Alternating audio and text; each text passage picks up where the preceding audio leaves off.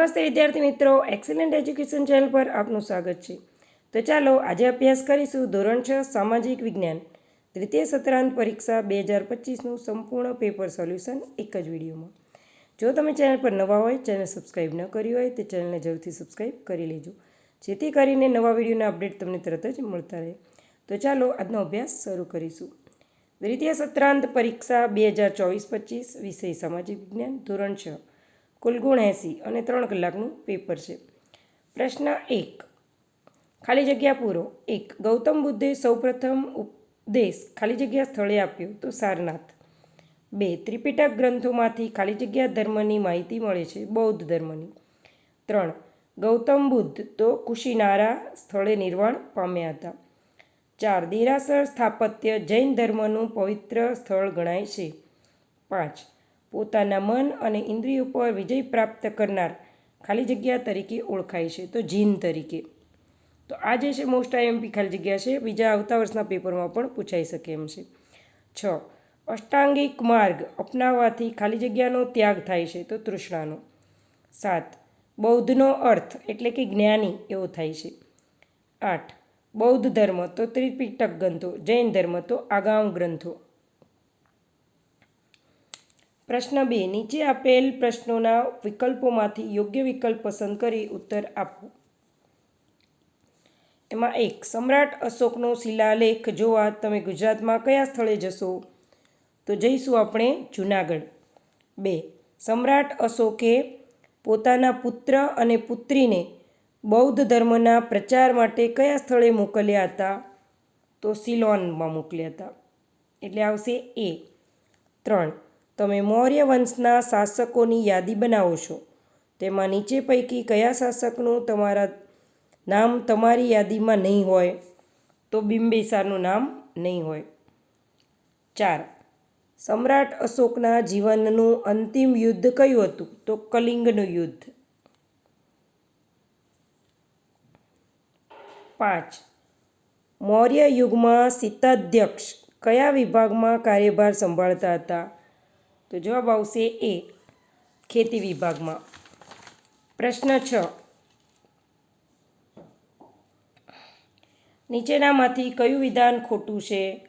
તો પહેલું આવશે ગ્રીક રાજા સેલ્યુકસે પોતાની પુત્રી હેલેનાને પુષ્પગુપ્ત સાથે પરણાવી હતી, એ ખોટું છે, એટલે એક આવશે જવાબ. 7. ચંદ્રગુપ્ત મૌર્ય કયા વંશના રાજાને હરાવીને મૌર્ય સામ્રાજ્યની સ્થાપના કરી હતી? તો નંદ વંશને હરાવ્યું હતું, એટલે આવશે સી. 8. મૌર્ય સમાજમાં રાજાનું પદ કઈ રીતે નક્કી થતું હતું? તો વંશ પરંપરાગત, પહેલાં વંશ પરંપરાગત રાજાની ગાદી સંભાળતા હતા, એટલે આવશે બી. પ્રશ્ન 3, નીચે આપેલા વિધાનો ખરા છે કે ખોટા તે જણાવો. પ્રશ્ન 2બ જે છે પ્રશ્નોના ઉત્તરે આપણે પાછળ લખેલા છે, એટલે પેપરના અંતે આપણે તેનો સોલ્વ કરીશું. તેના પછી જોઈએ ખરા ખોટા. પહેલું, વેદવ્યાસ રચિત મહાભારત પ્રારંભમાં જય સંહિતાથી ઓળખાતું હતું, ખરું. 2. સંસ્કૃત ભાષામાં સર્વશ્રેષ્ઠ વ્યાકરણ ગ્રંથ પાણિની રચિત બુદ્ધ સંહિતા છે, ખોટું. 3. પુરાણોની સંખ્યા 4 છે, ખોટું. 4. ભારતના સૌથી પ્રાચીન ધાર્મિક સાહિત્યમાં વેદોનો સમાવેશ થાય છે, સાચું. 5. જૈન ગ્રંથોને આગામ ગ્રંથો પણ કહેવામાં આવે છે, ખરું. 6. કૌટિલ્ય રચિત રઘુવંશમમાં મૌર્ય સમાજની માહિતી મળે છે, તો ખોટું. તો આ રીતે ખરા ખોટા પણ આપણે અહીંયા જોઈ લેવાના છે. તેના પછી પ્રશ્ન 4, નીચે આપેલા પ્રશ્નોના જવાબ આપો. તો તે આપણે પેપરના સોલ્યુશનને અંતે આપણે કરીશું. પ્રશ્ન 4, 5 અને પ્રશ્ન 3, 4 ને 5, 6.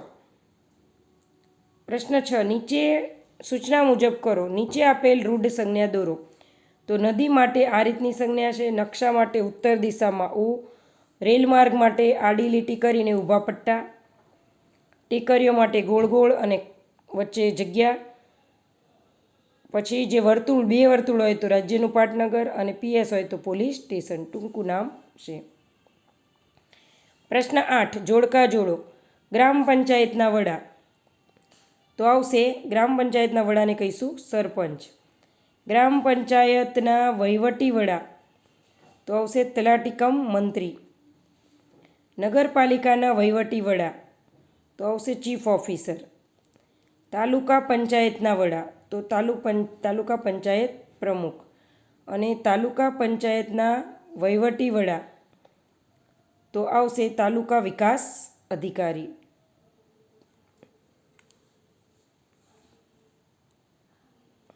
TDO. ચાલો તો હવે પ્રશ્નના જવાબ જોઈ લઈએ. પ્રશ્ન 2B, નીચેના પ્રશ્નોના ટૂંકમાં ઉત્તર આપો. 1, મહેરૌલી સ્તંભની વિશેષતા લખો. તો મહેરૌલી સ્તંભ જે છે તે દિલ્હીમાં ચંદ્રગુપ્ત રાજાના સમયે સ્થપાયો હતો. સદીઓથી તાપ વરસાદમાં રહેવા છતાં તેને કાટ લાગ્યો નથી, તે તેની વિશેષતા છે. 2, ચંદ્રગુપ્ત બીજો ગુપ્ત વંશનો સૌથી પ્રતિભાશાળી શાસક હતો. સમજાવો. તો જવાબ, ગુપ્ત વંશનો એટલે કે સૌથી પ્રભાવશાળી શાસક હતો. તેમણે સત્કારી બિરુદ ધારણ કર્યું હતું. ત્યારબાદ તેમને વિક્રમાદિત્ય પણ કહેવામાં આવ્યા હતા. 3, ગુપ્ત સામ્રાજ્યમાં આંતરરાષ્ટ્રીય બંદરોના માધ્યમથી કઈ કઈ વસ્તુઓ આયાત નિકાસ થતી. તો ગુપ્ત સામ્રાજ્યમાં આંતરરાષ્ટ્રીય બંદરોના માધ્યમથી સુતરાઉ કાપડ, રેશમી કાપડ, મસાલા, તેજાના, ઇમારતો, લાકડા વગેરેની નિકાસ થતી. આ ઉપરાંત સોનું, ચાંદી અને અન્ય ચીજોની આયાત પણ થતી હતી.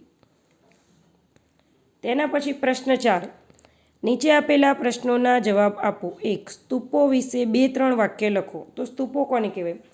તો સ્તૂપો એટલે નાના ગુંબજ આકારનો એટલે કે અંડાકાર આકારના સ્થાપત્ય, જેમાં મધ્યમાં બુદ્ધના અવશેષોના દાબડામાં રાખવામાં આવતા હતા.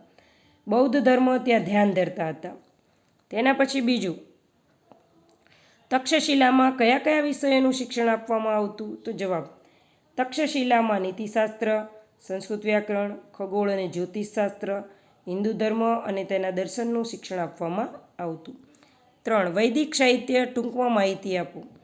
તો વૈદિક સાહિત્ય એટલે શું? તો સૌથી પ્રાચીન ધાર્મિક સાહિત્ય છે તેને વૈદિક સાહિત્ય કહે છે. તેની સંખ્યા 4 છે. તેમાં છે ઋગ્વેદ, યજુર્વેદ, સામવેદ અને અથર્વવેદ. વેદોને સમજવા બ્રાહ્મણના ગ્રંથો અને આરણ્યકોની રચના કરવામાં આવી હતી. 4, મૂર્તિકલા માટે જાણીતી ગાંધાર કલા વિશે ટૂંકમાં જણાવો.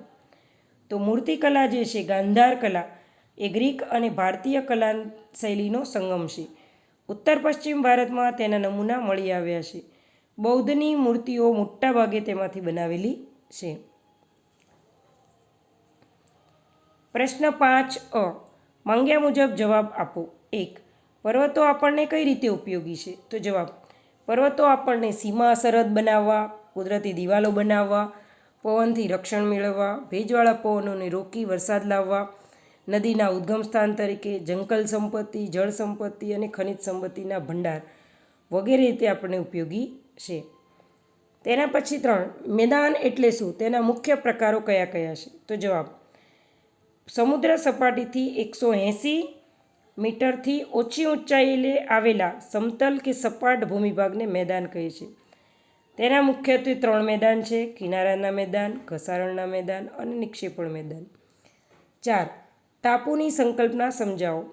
તો જવાબ, જે ભૂમિભાગ ચારે બાજુથી જળ વિસ્તારથી ઘેરાયેલો હોય તેને ટાપુ કહે છે, જેમ કે લક્ષદ્વીપ, પિરોટન ટાપુ, આંદામાન નિકોબાર વગેરે. 5, મેદાન પ્રદેશ કરતાં પર્વતીય પ્રદેશમાં વસ્તી ઓછી છે, કારણ આપો. તો કારણ કે મેદાનો માનવ વસાહતો અને વેપાર વાણિજ્યના સ્થાનોના સ્થાપત્ય છે. સડક માર્ગ અને રેલ માર્ગ માટે મેદાનો ઉપયોગી છે. જમીન ફળદ્રુપ અને ખેતી માટે પણ મેદાનો ઉપયોગી છે. પર્વત કરતાં મેદાન વિસ્તારમાં જીવન સરળ છે, તેથી પર્વત કરતાં મેદાન માર્ગ જે છે એ સરળ છે. તેના પછી 6, વર્ગીકરણ કરો. જ્વાળામુખી પર્વત તો પાવાગઢ અને ગિરનાર. ખંડ પર્વત તો સાપુતારા, સાતપુડા અને નીલગિરી. પ્રશ્ન 9, નકશો જે છે આપણે પાછળથી જોઈશું. પ્રશ્ન 9. નીચે આપેલા પ્રશ્નોના ટૂંકમાં જવાબ આપો. 1. તમારા ઘરની આસપાસના વિસ્તારમાં કઈ કઈ ચીજવસ્તુઓની દુકાન આવેલ છે? તો જવાબ: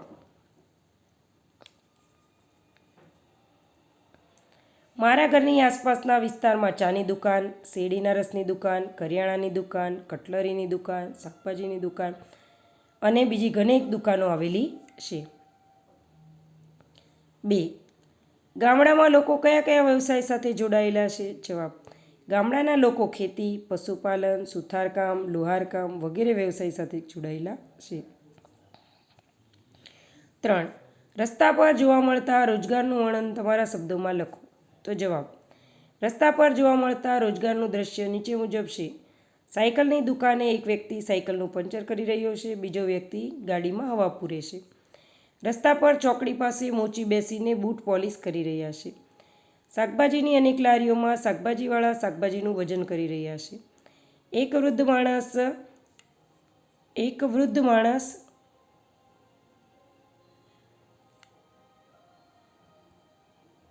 ફુગ્ગાની લારી પર ફુગ્ગાઓ ફેલાવીને વેચી રહ્યા છે. 4. દરિયામાં પ્રદૂષણ થવાના કારણો લખો. જવાબ: દરિયામાં કારખાનાઓનો કચરો ભળે છે, જેથી પાણી પ્રદૂષણ થાય છે. દરિયામાં સહેલાણીઓ પ્લાસ્ટિક બોટલ વગેરે છોડે છે, જેથી દરિયામાં પ્લાસ્ટિકનો વધારો થાય છે અને પ્રદૂષણ ફેલાય છે. ઘણીવાર ગટરનું પાણી પર નદી નાળામાં છોડવાથી પાણી પ્રદૂષિત થાય છે અને નદી નાળાનું પાણી દરિયામાં ભેગું થાય છે અને આ રીતે પણ દરિયામાં પ્રદૂષણ ફેલાય છે. કેટલીક વખત કારખાનાઓમાંથી ઓઇલ ટેન્ક લીકેજ થવાથી પણ દરિયામાં ઓઇલ ભળવાથી પાણી પ્રદૂષણ થાય છે. 5. ફેક્ટરીઓમાં તૈયાર થતી 4 વસ્તુઓના નામ લખો. તો ફેક્ટરીમાં તૈયાર થતી ચીજવસ્તુઓ નીચે મુજબ છે. પેન્ટ અને શર્ટ, પ્લાસ્ટિકના રમકડાં, પાણીની બોટલ, મોટા મશીનોના સાધન, યુરિયા ખાતર. આ ઉપરાંત ઘણી બધી વસ્તુઓ જે છે એ કાપડની હોય, પ્લાસ્ટિકની હોય, ચામડાની હોય, બેલ્ટ છે, પર્સ છે.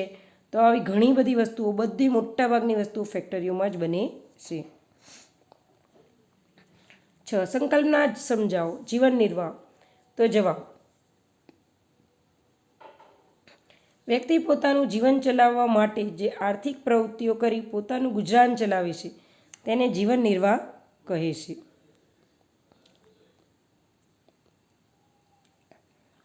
તેના પછી પ્રશ્ન 5.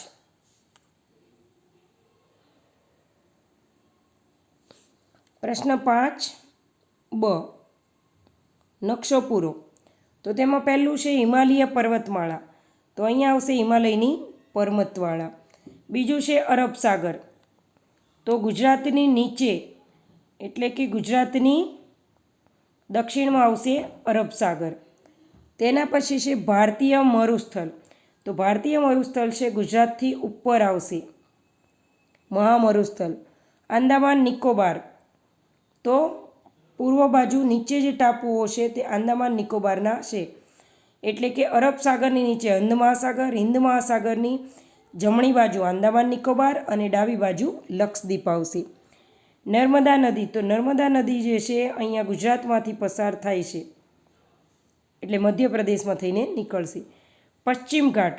તો ગુજરાતથી નીચેનો જે સીધો છેવાડો છે લક્ષદ્વીપ છે એક નીચે સુધીનો તે આખો છે પશ્ચિમ ઘાટ. તો વિદ્યાર્થી મિત્રો, આજનો અભ્યાસ પૂર્ણ થાય છે. તમને વિડીયો પસંદ આવ્યો હોય વિડીયોને લાઇક કરજો, મિત્રોને શેર કરજો, કોમેન્ટમાં કોમેન્ટ જરૂરથી લખજો કે તમને વિડીયો કેવો લાગ્યો. Thank you.